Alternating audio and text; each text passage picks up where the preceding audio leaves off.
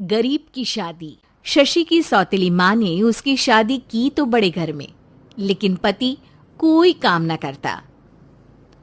आप ससुर जी के साथ काम पर क्यों नहीं जाते? अब हाँ जाऊंगा, लेकिन कल से। आज जरा मैं दोस्तों के साथ घूमने जा रहा हूँ। शशि के 2 बच्चे होते हैं, लेकिन रमेश का हाल वैसा का वैसा ही रहता है। एक दिन, सुनिए ना, बच्चा रो रहा है, इसके दूध के लिए पैसे नहीं है। अरे तो पिताजी से ले लो ना। क्यों? अगर आप में कमाने की क्षमता नहीं थी तो शादी क्यों की? तभी घर आई बड़ी ननद बोल पड़ती है। आहा हा हा, तुम्हारी माँ को साफ साफ कह दिया था कि लड़का ना कमाता है ना कभी कमाएगा।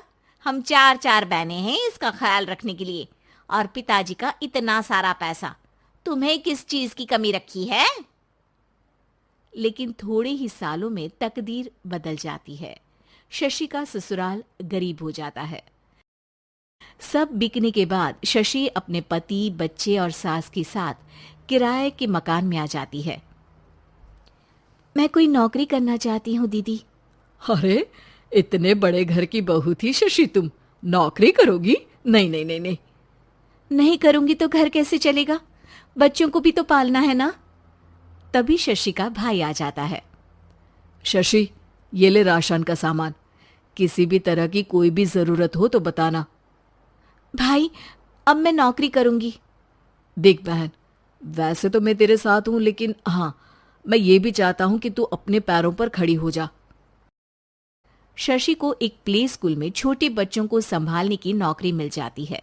एक दिन, शशि, मेरे स्कूल को अब तुम संभाल लो। मैं कुछ दिनों के लिए अपने बेटे के पास जा रही हूं। लेकिन प्ले स्कूल अकेले मैंने कभी नहीं संभाला है। अब ये सब मैं नहीं जानती। इतने महीनों में तूने जो देखा, बस पूरे आत्मविश्वास के साथ उसे करना। शशि नीलम के जाने के बाद पूरे 1 महीने उसका स्कूल अकेले संभालती है, और फिर एक दिन आता है जब वो अपना खुद का स्कूल भी खोल लेती है। वाह शशि, तुमने आज मेरा सर गर्व से ऊंचा कर दिया। तुम्हारा यही आत्मविश्वास तुम्हें बहुत आगे ले जाएगा। नीलम, बहुत आगे जाने की चाह नहीं है। बस ये छोटा सा स्कूल मेरे बच्चों की अच्छी शिक्षा में मेरी मदद करे, यही मैं चाहती हूँ। शशि थोड़े थोड़े पैसों से ही अपना परिवार पाल रही थी। एक दिन उसके घर उसकी बड़ी ननद आती है। अरे भाभी, घर में कूलर तो लगा लेती, मेरी माँ को कैसे पंखे में लिटा रखा है? अरे तो शशि कौन सा एसी लगा कर सो रही है? वो भी तो यहीं रहती है ना मेरे पास। ज्यादा यहाँ आकर मेरी बहू को परेशान ना किया करो। हाँ हाँ, मुझे भी शौक नहीं है इस छोटे से घर में आने का। मैं तो बस ये बोलने आई थी कि मेरे बेटे की शादी है तो ननिहाल का जो नेग होता है वो ले आना। हाँ हाँ, जितना बनेगा कर देंगे, और ना हुआ ना तो वो भी नहीं करेंगे। तभी शशि बोल पड़ती है। अरे नहीं नहीं माँ जी, रीटा घर की बेटी है। उसके ससुराल वाले उससे शादी पर पूछेंगे कि मायके से क्या मिला। रीटा, तुम मुझे सामान की लिस्ट भेज देना, मैं पूरी कोशिश करूंगी कि तुम्हारी हर डिमांड को पूरा करें। अच्छा, मैं खाना लगाती हूँ। शशि ये बोलकर किचन में चली जाती है। धीरे धीरे कर शशि किसी न किसी तरह अपनी सारी ननदों की डिमांड भी पूरी करती, बच्चों की ख्वाहिशें भी, और उनकी पढ़ाई के लिए पैसे जोड़ती।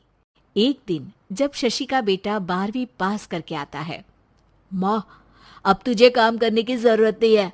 मैं अब कोई ना कोई नौकरी करके पढ़ाई भी साथ कर लिया करूंगा। शशि को लगता है कि बेटा और आगे पढ़ाई करे, लेकिन वक्त की मार के कारण वो बेटे को काम के लिए हाँ कर देती है। अब बेटा एक बैंक में चपरासी बन जाता है।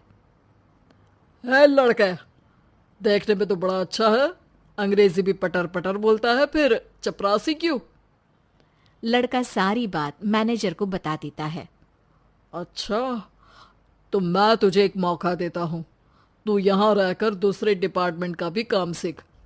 अगर तू किसी एक का भी काम अच्छे से सीख गया तो मैं तुझे यहाँ टेबल चेयर में बैठने वाली नौकरी दे दूंगा।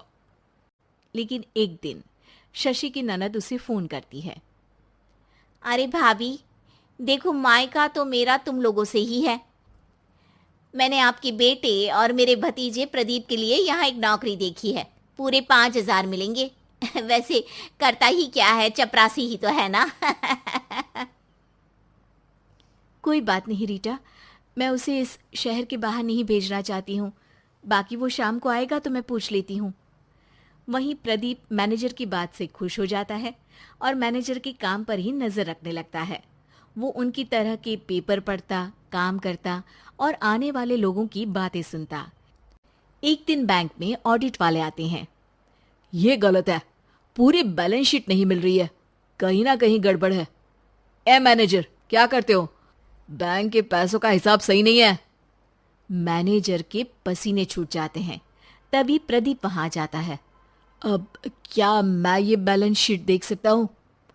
अरे बेटा मजाक नहीं, जाओ पानी लेकर आओ एक गिलास। प्रदीप मैनेजर को पानी लाकर देता है और फिर ऑडिटर से कहता है, देखिए सर, मैं आपको बता सकता हूँ कि कैसे बैलेंस शीट को आप लोग गलत तरीके से जोड़ रहे हैं। ऐसा बोलकर प्रदीप एक एक कर सारे डाउट क्लियर कर देता है। अरे हाँ, ये तो पॉइंट हमने देखे ही नहीं थे। गुड, कौन है ये बच्चा? तभी मैनेजर बोल पड़ता है, अब हमारे यहाँ अकाउंट में नया आया है। ऑडिटर के जाने के बाद, वाह प्रदीप, आज तो तुमने मेरी नौकरी बचा ली। और आपने भी तो मेरी नई नौकरी लगा दी अकाउंटेंट की। बस फिर क्या था, प्रदीप ने एक बार जो सफलता की सीढ़ी चढ़ी, बस चढ़ता ही चला जाता है। फिर एक दिन शशि की ननद, अरे भाभी कैसी हो? घर को तो बड़ा ही सुंदर चमका रखा है। अरे बेटी, कैसे आना हुआ? तू तो इस छोटे से घर में आना भी नहीं चाहती थी। कोई खास काम है क्या? अब हाँ, वो माँ, मेरा जो मजला बेटा है ना, वो अकाउंट से पढ़ाई कर रहा है, तो प्रदीप से बोलकर उसकी भी कहीं अच्छी नौकरी लगा दो ना। सास और शशि समझ जाते हैं कि कैसे पैसे आते ही लोगों के बात करने के तरीके से लेकर रिश्ते निभाने तक में बदलाव आ जाता है। Watch more and subscribe Cartoon Fun.